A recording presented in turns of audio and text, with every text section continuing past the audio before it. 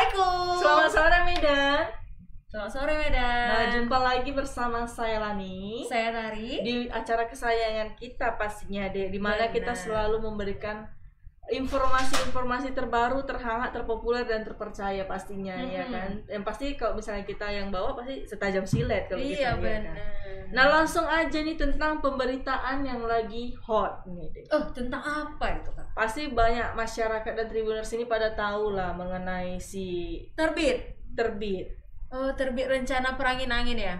Oh. Nah, ada lanjutannya nih, Dek, mengenai Kapolda Sumut, Irjen Pol Panca Simanjuntak bersama tim Komnas HAM menyambangi kerangkeng milik Bupati Kabupaten Langkat terbit kencana pada hari ini Rabu. Nah, ini ada videonya, Dek, sebelum kita tanya panjang lebar sekaligus sama Bang Freddy, ya kan? Iya. Kita lihat dulu videonya. Belok ke kiri kalau jalan dari selesai. Ini nanti mau wawancara kan? Kalau jalan dari apa? Telaga pula.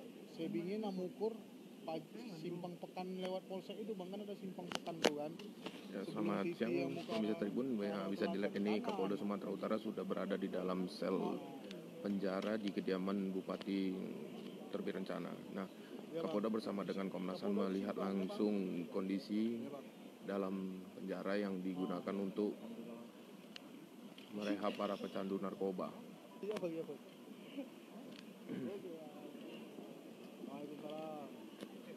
Sebelum tiba di lokasi, Kapolda Sumut juga disambut oleh warga sekitar yang menunggu, meminta kepada pemerintah untuk melegalkan tempat ini.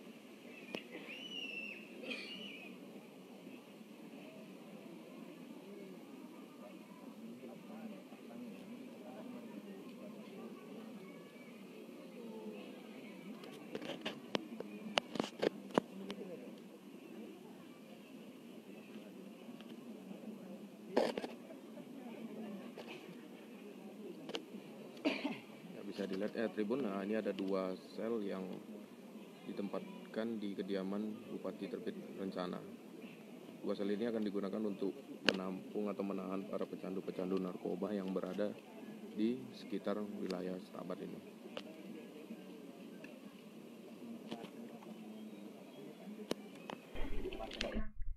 Nah, itu tadi videonya mengenai itu kayaknya siaran langsung ya kan Bang Freddy tadi itu ya. Iya. Gitu ya kan. Nah, langsung aja kita tanya sama ke Bang Freddy-nya supaya dapat informasi lebih jelasnya ya, terima kasih.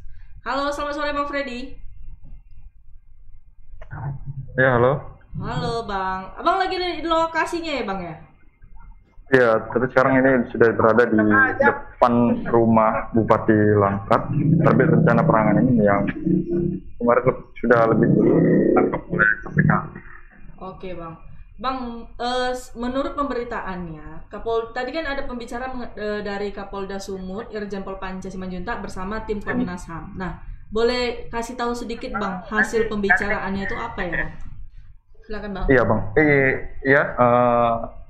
Kak Tari dan juga pemirsa, jadi ya tadi memang Komnas HAM dan juga Kapolda Sumatera Utara itu meninjau langsung lokasi di mana yang sebelumnya itu disebutkan sebagai tempat rehabilitasi, tapi belakangan itu disebutkan bahwa ini merupakan tempat perbudakan secara modern yang dilakukan oleh Bupati Langkat terbit rencana Perangin-Angin. Jadi tadi hasil meninjauan mereka memang mereka menemukan bahwa memang tempat itu jika dilihat memang tidak layak gitu untuk ditinggali banyak orang gitu. Dan tadi Komnas HAM dan juga polisi juga meninjau langsung, mewawancarai langsung warga-warga sekitar yang ada di lokasi. Mereka juga mengakui bahwa di tempat ini memang sebelumnya itu dijadikan tempat tinggal oleh puluhan pekerja. Jadi puluhan orang yang ada menyebutkan sebagai pekerja, sebagai orang yang direhab begitu. Jadi memang benar-benar ditemu. Tapi Komnas HAM belum mau menyimpulkan sementara begitu hasil pemeriksaan mereka pada hari ini. Nah, jadi mereka mengatakan bahwa masih perlu melakukan pendalaman begitu. Jadi mereka juga telah membentuk beberapa tim di sini untuk mencari tahu kebenarannya. Jadi mereka tuh menyebarkan tim untuk mencari di mana saja rumah-rumah para tahanan yang sebelumnya sempat ditahan di sini, begitu kan. Dan ini dapat kita lihat ini merupakan rumah dari Bupati Langkat terbit rencana Perangin-Angin. Oke, Bang, apa saja Bang yang didapat setelah yang diperiksa sama Komnas HAM, Bang? Ya, halo. Halo, Bang. Halo, Bang. Ya, halo.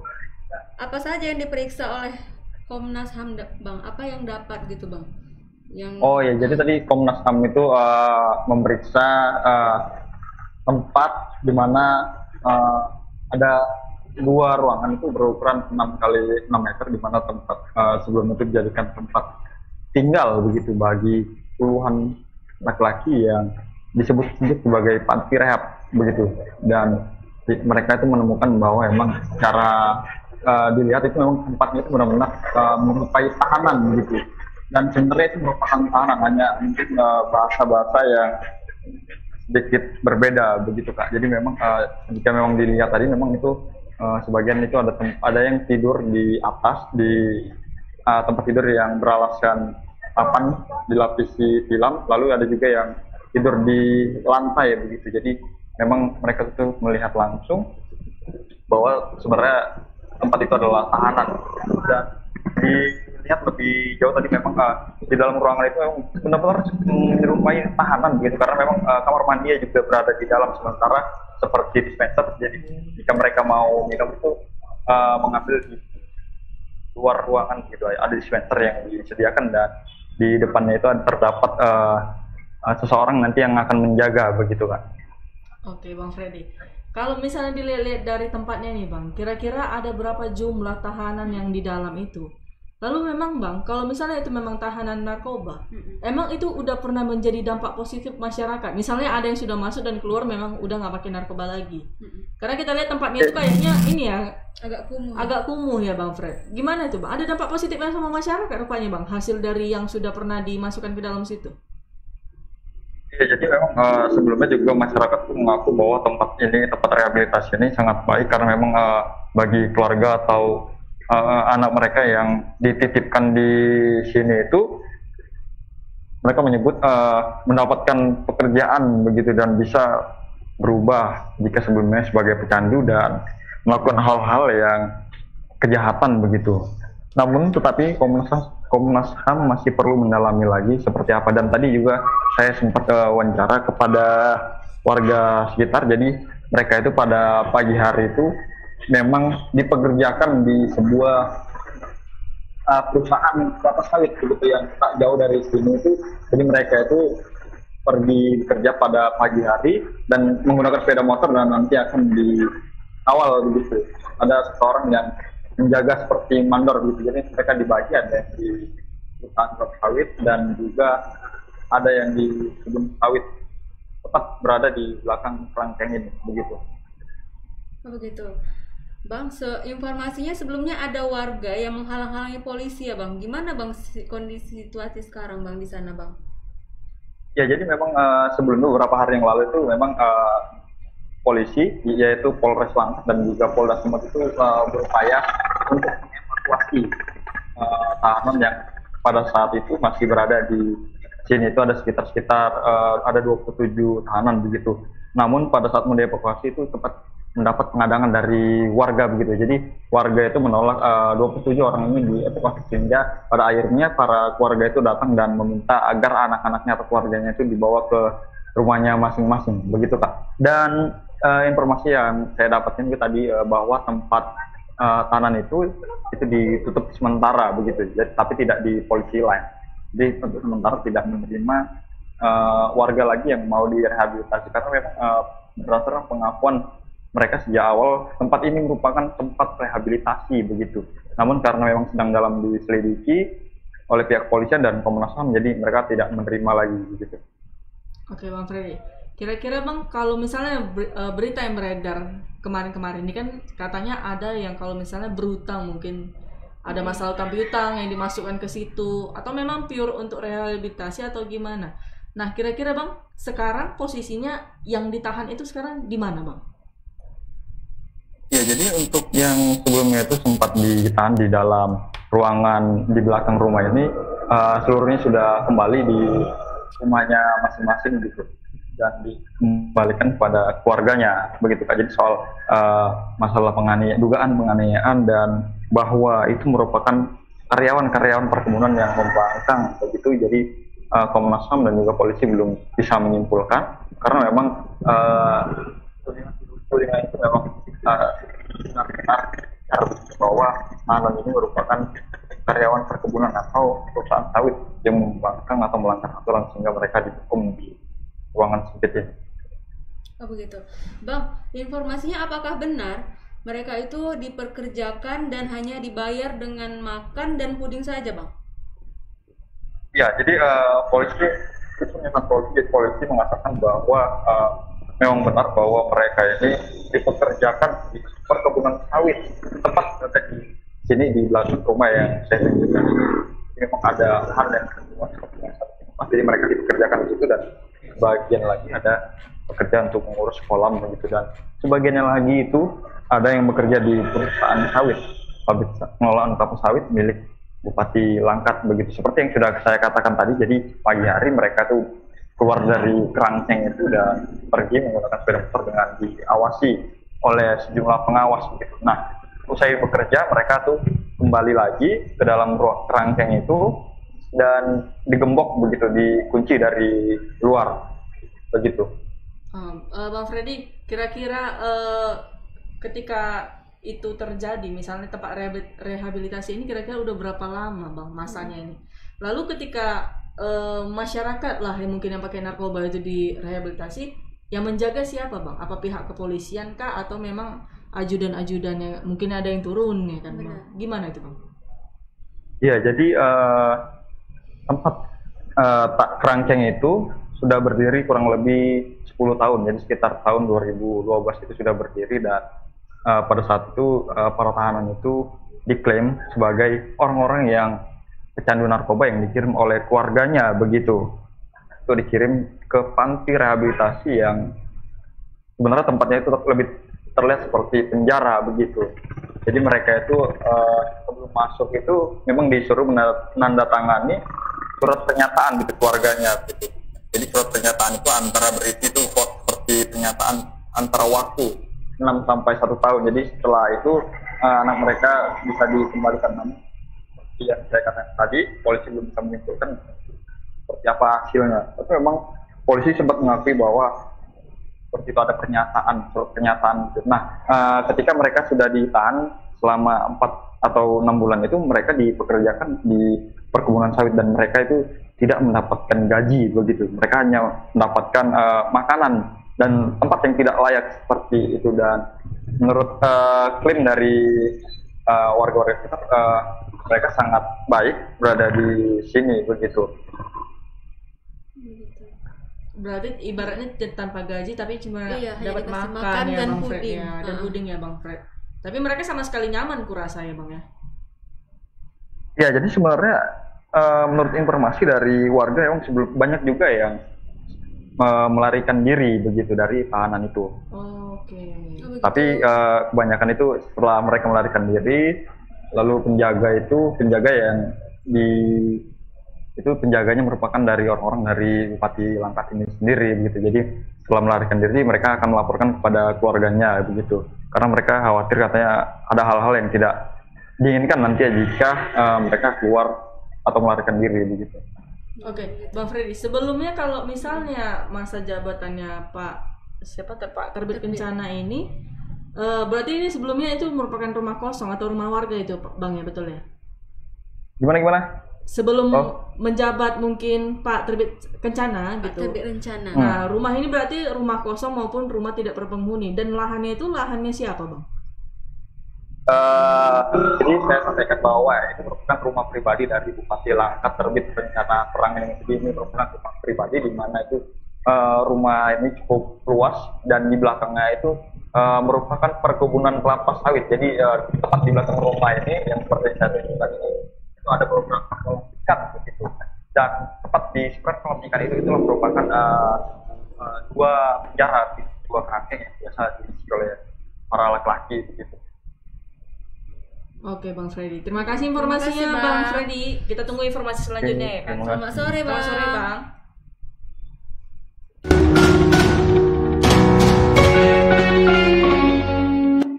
Langsung ditutup sama kita ya. Tapi kan? bagus. Iya, kayaknya itu salah satu iklan. Ya, kita kan? belum siap ya kan, langsung di close dia kayaknya. Iya. Gila, 10 tahun deh dibangun tempat itu untuk merehabilitasi. Dan pasti banyak yang lari juga ya. Banyak lari, mungkin nggak tahan karena disuruh kerja kayak gitu. Rasa mungkin ya, pemikirannya kali di dalam itu dikasih makan, dikasih ini tenang-tenang gitu ya kan. Rupanya disuruh kerja. Tapi logikanya kalau pakai narkoba di lingkungan daerah situ, masa nggak tahu siapa penyebarnya, siapa ininya kan? Maksudnya barang itu masuk nggak mungkin tanpa pengetahuan orang dalam juga benar. Kan? Berarti mereka ini yang pecandu narkoba ini diantar gitu sama orang tuanya lah ya ke situ ya. Mungkin diantar. Karena itu gratis ya berarti rehabnya ya. Ya nggak tahu juga lah deh ya. Kurasa gratis lah. Gratis. Tapi kan buat surat pernyataan tadi kan. Siap dihajar nggak gitu mungkin ya. Siap dipekerjakan dengan cuma-cuma nggak gitu ya kan. Cuma dikasih makan. Iya, ibaratnya kayak burung juga cari makan sendiri. Tapi tadi tempatnya kayak nggak layak kali ya. Jauh dari ini, kita kan nggak tahu keadaan malam itu gimana. Terus di dalam ruangan itu kan cukup ramai ya. MCK-nya macam mana di situ ya. Kalau ada yang salah satu yang sakit kayak mana? Apalagi kalau misalnya ada perempuan gitu kan, gimana gitu. Nah, tapi kayak laki-laki semua deh. Ya mana tahu kan. Oh mana tahu ya. Kita kan nggak tahu juga, cuman ya begitulah ya. Kita tunggulah pemberitaan selanjutnya ya kan. Jadi ya mungkin apa tahanan itu mau ditanyain juga ya kan, gimana cara perlakuannya mereka sama si tahanan ini ya kan, karena aku tengok mukanya ada yang bonyok aku tengok. Iya kan, mungkin bengkak-bengkak ya. Iya, mungkin mereka saling berantem kali di dalam itu. Kurasa kena gigit nyamutan kan. Dia jadi berantem nyamuk ya kan. Iya, karena kan kita nggak tahu juga di dalam itu kayak mana ya kan. Iya betul. Ngeri loh deh soalnya ya kan, buat penjara sendiri dia. Tapi kalau misalnya itu selama dibawa dampak positif sama masyarakat ya nggak apa-apa ya kan. Iya. Tapi kalau bawa dampak negatif sampai upah makan cuma dibayar upah makan. Iya, capek-capek kerja. Makan apa cuy? Itulah cuma dikasih upah makan. Aduh, kerja sama kita ini bakal jadi sorotan juga nih terus nih Dek. Mungkin sampai pasti sampai selesai hasil persidangannya nih. Ternyata bapak sidang tipikornya nih. Ternyata bapak kejam. Baru terbit udah tenggelam ya kan. Naik kencana dong. Namanya rencana bukan kencana. Iya. Aduh, gimana sih Ibu Lani? Ya, semoga cepat. Berarti nama bapak ini nggak terbit lagi nanti. Tenggelam. Jadi tenggelam. Berarti kan terbit rencana, dia masih rencana terbit kali ya, langsung tenggelam. Aduh bapak. Ini masih sedikit ya yang ketahuan. Apalagi nanti kayaknya bakal ditelusuri lagi nih. Iya dong. Apalagi ya yang kan? diambil itu bukan yang sedikit loh. Luar biasa. Dia ngambil banyak, tapi yang dipekerjakannya nggak dikasih gaji. Hartanya banyak kali ya kan, Kak? Kak? Apa untuk bagus-bagusin sawit-sawit itu kerasa. Seluas itu rumahnya. Iya. Seluas itu sawitnya. Tapi kan Kak, aku tengok di sosial media kayaknya mereka itu nggak kayak gitu. Aku kaget. Lagi panen hujatan loh orang itu. Sekejam itu ya kan. Lagi rame lah dihujat jadinya. Iya, aduh. Dan keluarga pasti sangat inilah ya, kena imbasnya lah. Kena imbasnya lah keluarganya. Tapi kan pasti mereka tahu, Bapak kok jadi kaya Pak tiba-tiba kan gitu. Iya. Pasti anaknya nggak nanya gitu. Oh iya. Pak, iPhone 13 Pro Max gitu. Iya. Iya kan? Kan nggak mungkin. Bapak dari mana kan kayak gitu. Ya, iya pasti langsung minta lah. Pak minta helikopter gitu. Oh iya lah gila. Kesempatan deh. Ya iyalah, ngapain tanya dari mana ya kan? Iya. Aduh. Masyarakat itulah namanya janji manis. Iya, kita nggak jangan lama-lama di berita yang pertama kan. Oh iya, langsung mati lampu. Iya, nanti kedip-kedip lampunya udah Jangan-jangan mulai. kena ini kita langsung. Oke. Oke. Ada berita kedua nih, Dek, tentang apa nih? Tentang aku juga tentang kesedihan lah pokoknya Kak. Kenapa itu? Bacalah. Coba lah Kak bacakan Ih, dulu. kok aku lagi. Coba. Nah, mengenai kesedihan masih tergambar di wajah Veronina Ray, orang tua dari Syafa Salsabila Sapia, 10 tahun nih, yang meninggal dunia diduga seusai vaksin di sekolah. Jadi Salsabila divaksin pada hari Selasa, tanggal 11 di sekolahnya yang berada di kota Tanjung Balai ini deh. Menurut Veronina Ray ini, anaknya tersebut sebelum divaksin dalam kondisi baik-baik saja. Nah, kita lihat dulu videonya ya. Oke, kita langsung ke videonya saja. Oke.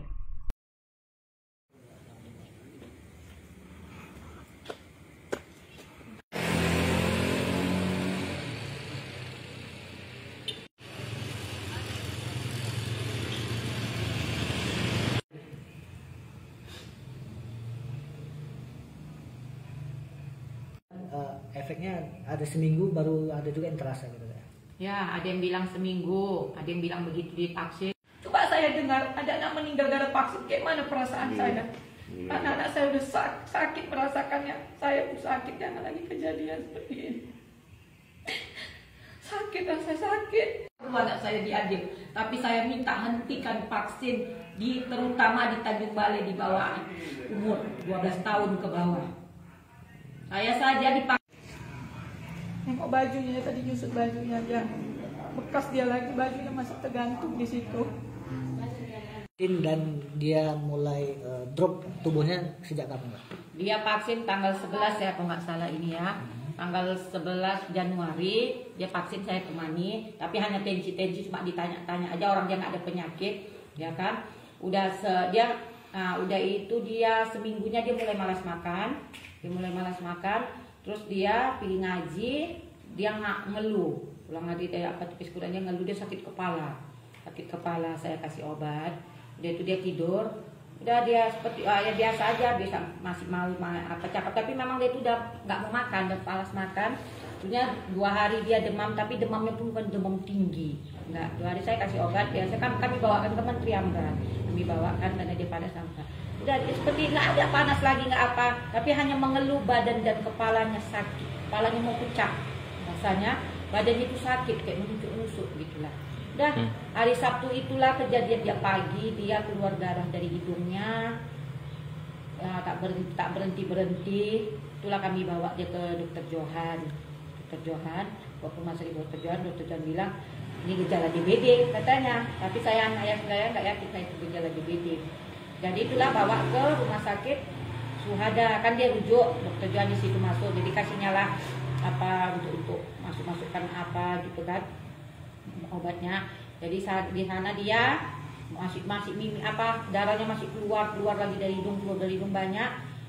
Saya kasih minum, bapaknya ngasih minum, haus dia, keluar darah sugar banyak, adalah 1 gelas mungkin lebih lagi tuh kan, keluar banyak. Dah masuklah ke kamar 02, di sana pun nggak berhenti darahnya, dikasih makan bubur lagi, kan makan bubur, keluar lagi. Nah, baliknya udah gelisah lah, kepalanya sakit, udah kepanasan apalah, nggak tenang dia kan.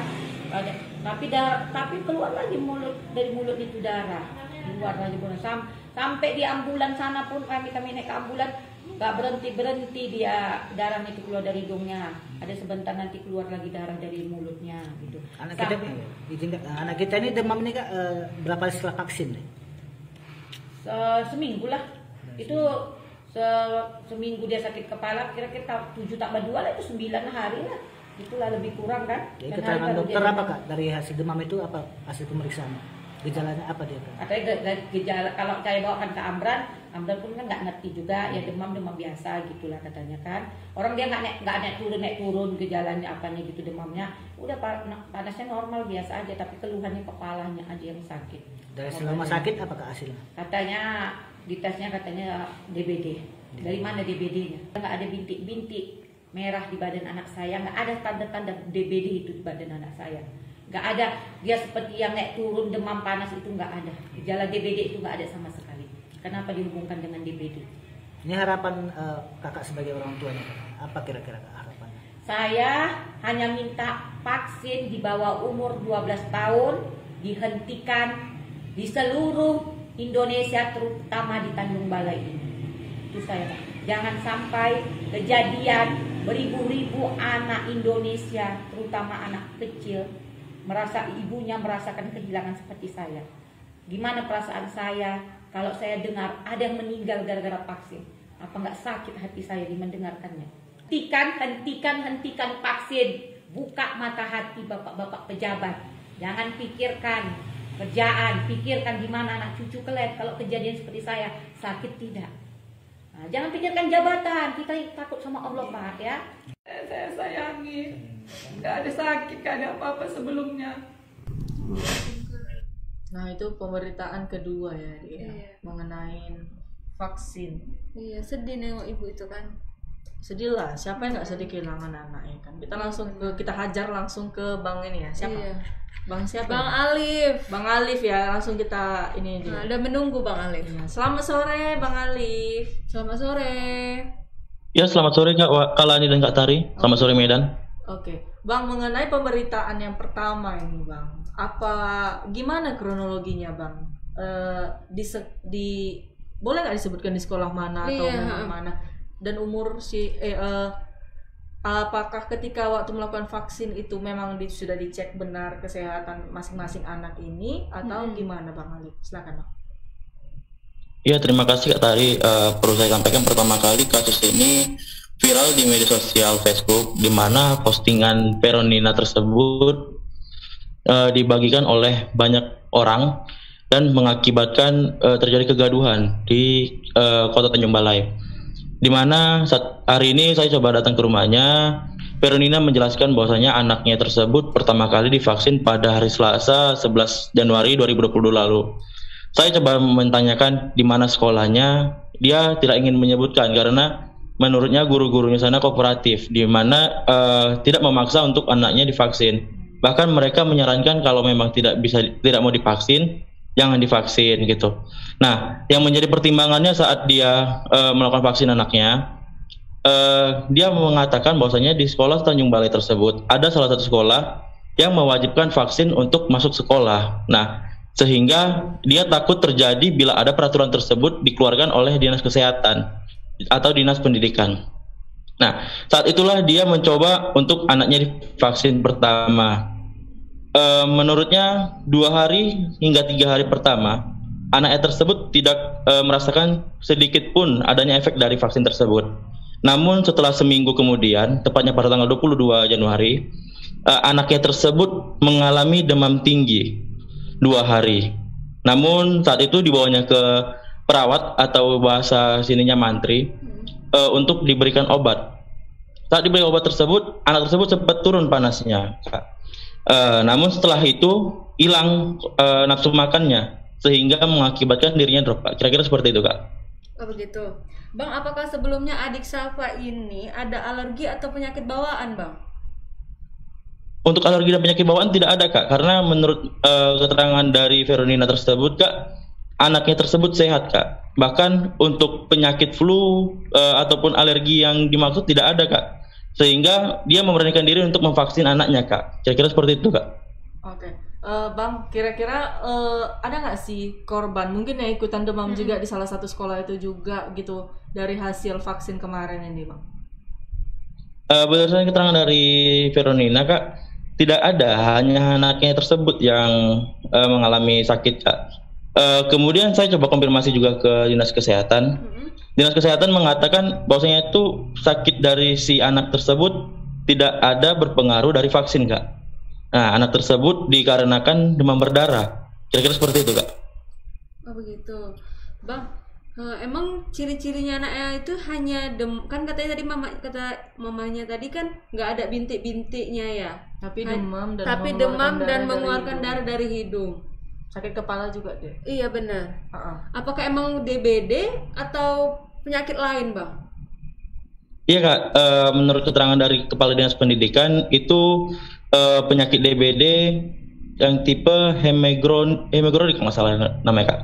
Oh gitu. Jadi dia lebih parah dari yang DBD biasa, Kak. Dia mengalami muntah-muntah dan mimisan, Kak. Ada nggak sih, Bang, maksudnya informasi dari pihak sekolah melihat kejadian ini atau menjelaskan kepada si orang tuanya ini kalau anaknya itu mungkin gimana gitu, Bang? Ada nggak sih, Bang, penjelasannya, Bang? Untuk pihak sekolah, Kak, kami mencoba tadi konfirmasi ke ibunya. Ibunya tidak memberitahu, Kak, di mana sekolahnya. Untuk kami datangi, jadi nggak bisa kami konfirmasi ulang, Kak. Sehingga kami coba mengkonfirmasi ke Dinas Kesehatan, Kak. Kira-kira seperti itu, Kak. Oh begitu. Apakah ada dibawa ke rumah sakit anaknya atau gimana, Bang? Sudah sempat melakukan perawatan. Oh, sudah melakukan iya, Kak, sempat mengalami perawatan, Kak, selama kalau tidak salah menurut keterangan dari ibunya 7 hari, Kak. Saat itu anak tersebut kepalanya pusing, muntah-muntah, keluar darah. Yang lebih parahnya lagi saat dia haus minum, air darahnya itu keluar seperti menguncur deras, Kak. Yang air minum dikeluarkannya itu, air yang diminumnya dikeluarkannya kembali bercampur dengan darah, Kak. Oh begitu. Apakah trombositnya udah rendah gitu, Bang? Makanya sampai sebegininya adik Safa ini, Bang? Iya, keterangan dari Kepala Dinas tadi, Kak, seperti itu, Kak. Sehingga antibodinya menurun, Kak. Terjadinya karena antibodi menurun sehingga mimisan dan muntah tersebut terjadi, Kak. Namun untuk muntah tersebut dia belum tahu apa yang disebabkan, apakah pecah pembuluh darah atau yang lain, Kak. Oke, Bang, kira-kira ada langkah hukum yang akan dilakukan keluarga nggak, Bang? Iya. Terhadap mungkin karena setauku kalau misalnya anak di bawah umur itu kalau mau vaksin pasti buat surat pernyataan dulu dari orang tua, benar ya, Bang ya? Iya, Kak, benar. Untuk ibunya sendiri nggak ada untuk melakukan langkah hukum, Kak, karena saat divaksin tersebut dia pun mengaku saya mengawal anak saya ikut melihat anak saya divaksin. Cuman saya minta vaksin ini tolong diberhentikan. Saya tidak mau anak saya di sana menjadi beban sama dia. Saya meminta keadilan di dunia ini, katanya, Kak. Nah, namun dia meminta agar tidak ada ibu-ibu lain yang menjadi korban, gitu, Kak, kehilangan anaknya di usia muda, gitu, Kak. Oke, Bang, setelah kejadian ini kira-kira Bang Alip, gimana respon di sekitaran mungkin orang tua yang punya anak sekolah mungkin yang bakal vaksin lagi nih lanjutan ini, kira-kira gimana, Bang Alip? Iya, Kak, saya coba dari konfirmasi ke salah satu orang tua, Kak. Dia memang berat untuk memvaksin anaknya. Namun sama seperti tadi, untuk peraturan yang diketahuinya, untuk sekolah itu harus menggunakan kartu vaksin, Kak. Gitu, Kak. Jadi dengan berat hati dia terpaksa melakukan vaksin kepada anaknya, Kak, gitu, Kak. Oh begitu, Bang. Di Tanjung Balai udah berapa sekolah, Bang, yang melakukan adanya vaksin untuk anak sekolah, Bang? Untuk Tanjung Balai sendiri, Kak, udah seluruh sekolah, Kak, untuk persentasenya sudah mencapai 57%, dan kira-kira sekitar 1.112 anak, Kak, yang sudah divaksin, Kak. Oke, itu masih vaksin pertama ya, Bang Alip ya? Vaksin pertama, Kak. Vaksin kedua nanti seminggu kemudian, Kak. Oke. Gimana sih, Bang, ini tingkat kenaikan tingkat COVID di sana gimana, Bang Alip? Untuk tingkat COVID di sini, Kak, menurun, Kak. Namun level tetap level 2, Kak. Untuk saat ini yang terjangkit COVID tidak sampai 10 orang, Kak. Oke. Terima kasih, Bang Alip, buat informasinya, Bang Alip. Terima kasih, Bang. Terima kasih, Kak. Selamat sore. Selamat sore. Selamat sore, Kak. Selamat sore, Medan. Selamat sore, Medan. Nah, itu deh. Aduh, kayaknya aku gemeter gitu. Serba salah ya kan. Sebenarnya Iya, jadi suatu paksaan jatuhnya ya kan. Tapi karena kalau nggak itu nggak sekolah mungkin jatuhnya ya. Tapi kok aneh tadi ya, dia katanya tapi kok nyucur darah terus gitu ya. Tapi DBD kayak gitu ya. Sebenarnya nggak tahu juga. Sebenarnya kalau kita dimasukin virus, kalau vaksin kan berarti iya, benar. kita dalam tubuh kan dimasukin virus. mungkin ketika dimasukin virus daya tahan tubuh melemah dan mungkin beserta penyakit lainnya. Iya. Itulah menurut diagnosis dokter. Berkebetulan katanya. mungkin dia kena ada sakit demam itu ya, demam berdarah ya kan Kak. Tari sendiri waktu vaksin ada demam nggak? Sempat gak enak juga badan? Iya sempat. Kita juga enak. yang udah umur sempat, segini juga ketika divaksin juga agak lemah benar. kan. Apalagi pegel-pegel, apalagi yang kita nggak tahu setiap kondisi badan kita masing-masing ini gimana gitu kan. Cuman ya gimana lah ya kita bilang semoga kan. Keluarga yang tinggalkan diberi ketabahan ya kan. Siapa sih yang nggak sedih deh kalau anak meninggal gitu kan. Apalagi masih masa sekolah ya kan. Dengan peraturan yang ada di vaksin pasti ketar-ketir juga sih. Mungkin pasti, kawasan ibu-ibu pasti bakal nggak mau jadinya memvaksin anaknya, takut kan. Cuman nggak gitu nggak sekolah. Tapi Kak seharusnya sebelum vaksin kok bisa bawa surat dokter lah ya kan. Kita cek dulu anaknya gimana. Cuman kan kita nggak tahu kan kondisi si anak ini pas lagi mau divaksin, tak lagi demam, lagi ada badan. Makanya itu syaratnya. Sama kayak aku kemarin kan itu juga ketika mau divaksin itu beneran lagi nggak enak badan. Cuman aku ngerasa fit gitu, tapi dalam badan ini kan agak panas. Gitu itu si anak juga ya nggak tahu juga ya. Cocoknya kan gitu kan sebelum divaksin kalau khusus untuk anak-anak kok bisa minta ada syaratnya langsung tengok dulu. Karena ya gimana ya kita pun nggak bisa berkata-kata kok udah seperti ini. Cuman kalau sebagai orang tua ya pala juga pasti ya iyalah kesel sama lah macam itu kan ibu ini tadi kan. Itulah tadi berita kedua Dek mengenai itu ya kan. Jadi apa lagi Kak berita ketiga Kak tentang apa nih Dek? Kakak bilang tadi tentang Dodi enggak loh yang 80 juta itu apa sih apa yang 80 juta itu Kak? Apa tentang apa coba? Yang tentang skincare. Aduh, enggak, orang tuh cuma melakukan perawatannya itu. Oh gitu. Sampai perawatan. Coba Kak jelaskan lah dulu. Itu kan Tribuners mau tahu. Tadi Kakak bilang yang mayang itu loh, yang 80 juta. Bosan gitu. Aku yang lagi rame itu mengenai podcastnya si Riri, mantan suaminya si Ayu Setiawan. Oh iya, itu yang Kakak sama si Maya, sama si siapa lagi kemarin dia podcastnya. Ada tuh sama ini gara-gara si layangan putus ya kan? Iya. Layangan putus kan jadi bermunculan lah ya kan. Katanya si kan muncul juga. Katanya NS itu lebih pro daripada MJ. Mulan Jamila.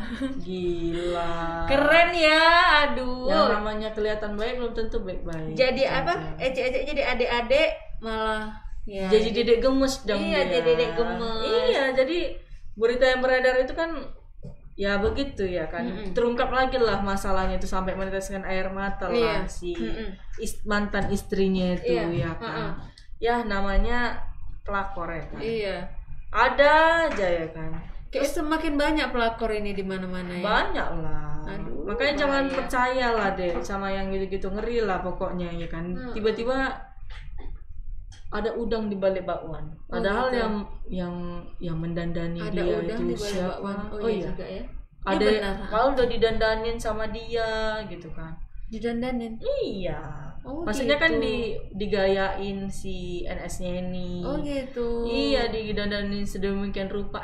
Gitu pokoknya. Ya iyalah, namanya dia makin glowing. Iya, makin glowing ya kan. Memang aduh payah lah. Ada lagi nih Dek berita mengenai, tau nggak sih yang kampung miliarder Tuban dulu itu? Nggak tahu. Yang dulu dibeli sama Pertamina. Yang mana? Oh, yang beli mobil. Iya, banyak beli mobil terus yang nabrak itu ya? Iya, yang baru kan jadi ini nih masyarakatnya. Jadi apa? Jadi balik lagi orang tuh menuntut pengen dipekerjakan. Lah. Gimana sih? Jadi uangnya habis gitu aja? Ya kayak katanya gitu. Itulah orang tuh beli mobil banyak kemarin. Entah itu apa, emang kadang mungkin karena kaget kali dapat uang banyak ya. Iya, gue rasa. Mungkin beli handphone, beli ini. Kalau ada kayak gitu ya udahlah. Mungkin ada juga kali Kak, itu nggak semua. Ada juga sebagian mungkin yang beli ke tanah kali. Ke tanah. Bagusan beli yang nggak bergerak ya kan, iya. Yang bisa bergerak jatuhnya kan gitu. Itulah Kak, mungkin pemikirannya nggak sampai, mungkin gini, dia beli mobil, aku juga harus beli mobil gitu, nggak mau kalah ya kan. Oh iya juga, jadi kan jadi rame apa nggak closing terus itu showroomnya deh. Cash, beli cash ya. Kurasa beli cash lah. Kak, kita pun kalau tetanggaan di sana mungkin ya kan, kita istilahnya nggak mikir panjang. Kak Lani beli mobil, aku juga dong gitu kali ya. Oh iya juga, aku rasa. Terus ya. aku beli ambil 1, kakak beli 3 kan gitu kan, nggak mau kalah. Mungkin kayak gitu kali. Habis duitnya, ya udah. Jadi kerja lagi deh, jadi petani lagi. Itulah katanya dulu dijanjikan sama pihak sana untuk mempekerjakan mereka, jadi nuntut itu deh, ada aja ya kan. Tapi mobilnya masih banyak. Ya nggak ada deh, udah nggak ada lagi. Kok gitu? Jadi iya. Jadi kayak macam ini ya, macam di apain? Apa ya kira-kira ya? Aduh, nggak mau ngomong dia. Nggak ngerti lah pokoknya ya kan. Itulah kalau ada rezeki ya sedekah dong ya kan. Itu benar, sedekah. Supaya lebih baik. Betul. Demikian deh kalau gitu pemberitaan kita deh mengenai Selamat Sore Medan hari ini, edisi hari ini ya kan. Kita sudahi saja lah. Kita sudahi saja lah, admin kita sudah mulai agak resah dan gelisah kayaknya. Iya, dia ada nyuruh kita karaoke katanya gitu. Bang, kami kan nggak mau karaoke ya kan. Lampu udah mulai dikedet-kedetkan lagi kan, macam uji nyali kita di sini. Iya betul. Kalau gitu kalau kita tunggulah berita-berita terbaru ya. Karena tahu ada teman-teman Tribuners yang ada informasi terbaru mengenai apa yang ada di daerah kalian. Boleh dikabarin kita ya kan, kan, supaya kita tahu perkembangan di depan itu kayak mana. Terima kasih Tribuners yang sudah nonton dan menghabiskan kuotanya menonton kami ya kan. Benar. Dan terima kasih untuk apa lagi nih Dek? Terima kasih untuk semuanya. Waktunya lah ya kan. Semoga kalian sehat selalu yang nonton dan dimurahkan rezekinya. Semoga tahun ini kita mendapatkan rezeki yang berlimpah ya. Terima kasih juga sudah mendengarkan cuap-cuapan kami ya. Iya, udah banyak terima kasih deh. Iya, emang kita harus terima kasih sama sehat selalu untuk teman-teman sekalian. Jangan lupa cuci tangan, jaga kesehatan, dan jangan lupa mungkin vaksin ketiga sudah mulai rame nih. Vaksin booster ya. Iya, siap-siap lah ya kan, untuk gelombang nggak tahu lah udah berapa nih. Iya kan. Oke, terima kasih Tribuners. Saya Rani, saya Tari, dan kru yang bertugas pamit undur diri. Mohon maaf ya kalau ada salah-salah katanya. Selamat sore Medan. Assalamualaikum. Selamat sore Medan. Assalamualaikum.